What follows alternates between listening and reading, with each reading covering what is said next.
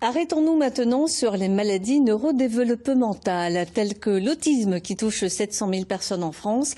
Le CHU de Montpellier lance une étude sur le sujet. Bonsoir Bérénice Deltato. Bonsoir. En quoi consiste cette étude ? Eh bien Karine, 1700 femmes enceintes vont constituer un échantillon de recherche depuis le début de leur grossesse jusqu'au 6e anniversaire de leur enfant. C'est la première fois en France qu'un projet d'une telle ampleur est mené. Les futures mamans volontaires pourront y participer et elles peuvent dès maintenant se rapprocher du CHU de Montpellier. Alors l'objectif de cette étude, c'est de briser un peu les idées reçues. Oui, parce qu'on a souvent pensé que les enfants naissaient autistes à cause et uniquement à cause de la maman, la faute à sa génétique ou à son détachement et sa froideur envers son bébé. Eh bien non, d'autres facteurs plus scientifiques sont à prendre en compte.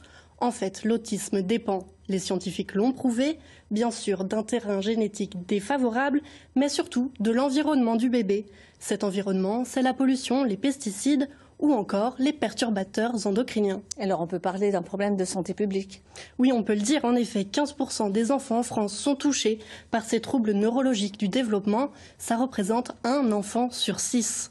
Alors, on parle surtout d'autisme, mais d'autres pathologies sont aussi concernées par ces facteurs, comme la dyslexie ou la dyspraxie.